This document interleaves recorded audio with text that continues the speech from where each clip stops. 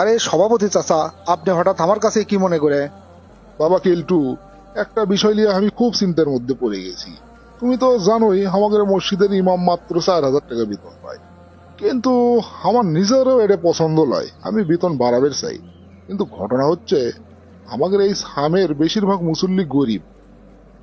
ইমামের এই 4,000 টাকা তুলতে আমার হিমশিম খাওয়া লাগে। প্রত্যেক মাসেই দেখা যায় 4,000 টাকা ওঠে না, 3,000 বা 3,500 টাকা ওঠে। আর বাদ বাকি টাকা আমার পকেটের থেকে দেওয়া লাগে। এখন তুমি কও, ইমামের বেতনটা আমি বাড়াবো কেমনে তাহলে? আবার এই বর্তমান যুগে 4,000 টাকা দিয়ে কোনো একজন মানুষের সংসার চালান, এটা তো কোনোভাবেই সম্ভব নয়। এই জন্য আমি মহা চিন্তিত পড়ে গেছি। এটার কি কোনো সমাধান আছে তোমার কাছে? চাচা, আপনি সভাপতির পদ থেকে এই জিনিসটা যে ফিল করছেন, তার জন্য প্রথমে আপনাকে ধন্যবাদ দিচ্ছি। আসলে বর্তমান যুগে 4,000 টাকা দিয়ে সংসার চালান তো দূরের কথা, 10-12 হাজার টাকা দিয়েও গ্রামত থেকে সংসার চালান কঠিন।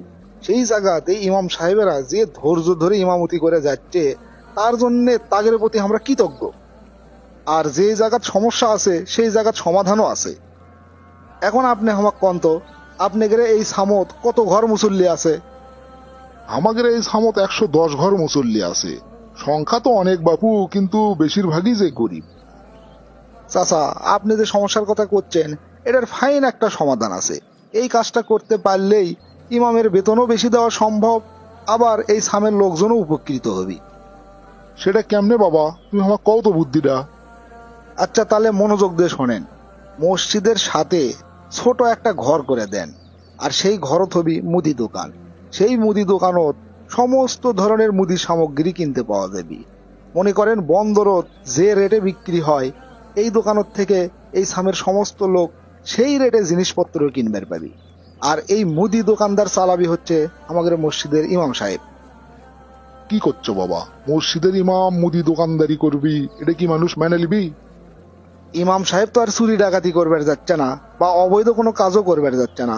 একেবারে হালাল একটা ব্যবসা করবার যাচ্ছে। আপনি সমস্ত মুসল্লিক ডাকেন, ডাকে তাগরক বুঝে কন। এতে ইমাম সাহেবেরও লাভ, মুসল্লিগেরও লাভ। মুসল্লিগেরও লাভ হচ্ছে তাদের জিনিসপত্র কেনার জন্য আর দূর দূরান্তে যাওয়া লাগবার লয়। আপনি ভালো করে চিন্তা করে দেখেন, 110 ঘর লোক পুরো মাসের বাজার যদি ওই দোকানত থেকে করে, তাহলে ওই দোকানত কি পরিমাণ বিক্রি হবি। আর সেই বিক্রির টাকার থেকে যে পরিমাণ লাভ হবি, সেই লাভের 50% যদি আপনারা ইমামক দেন, তাতে দেখবেন তার বেতনের চেয়ে কয়েক গুণ টাকা পাবি। আর বাকি 50% যেটা লাভ থাকলো, সেটা মসজিদের খাতে জমা হবি। বাবা, তুমি আসলেই অনেক জ্ঞানী। তুমি যে বুদ্ধিটা দিছো, এর কোনো তুলনা হয় না। এটা করতে পারলে সব মানুষই উপকৃত হবি। দেখি, কালকেই আমি মুসল্লিদের ডাকবো, একে এই বিষয়ে আলোচনা করবো। ঠিক আছে চাচা, তাহলে তাই করেন। বাবা কেলটু, তোমাকে যে আমি কি করে ধন্যবাদ দেবো আমার সেই ভাষা জানা নাই। তুমি যে এত সুন্দর একটা সমাধান দিছো, একেবারে ফাইন একটা কাজ আছে।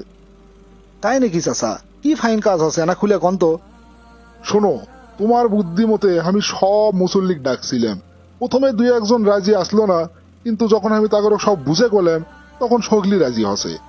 প্রথম মাস শেষে আমাদের ওই মুদি দোকানের থেকে 50,000 টাকা লাভ হসে।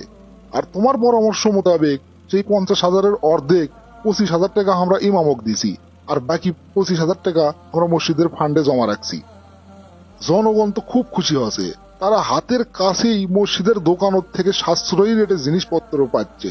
আবার তাকে মাসে মাসে যে চাঁদা দেওয়া লাগিচ্ছিল, সেটাও দেওয়া লাগিচ্ছে না। আবার ইমাম সাহেবও মহা খুশি, কারণ তাকে আমরা বেতন দিচ্ছিলাম 4,000 টাকা, আর এই মাসে দিচ্ছি আমরা 25,000 টাকা।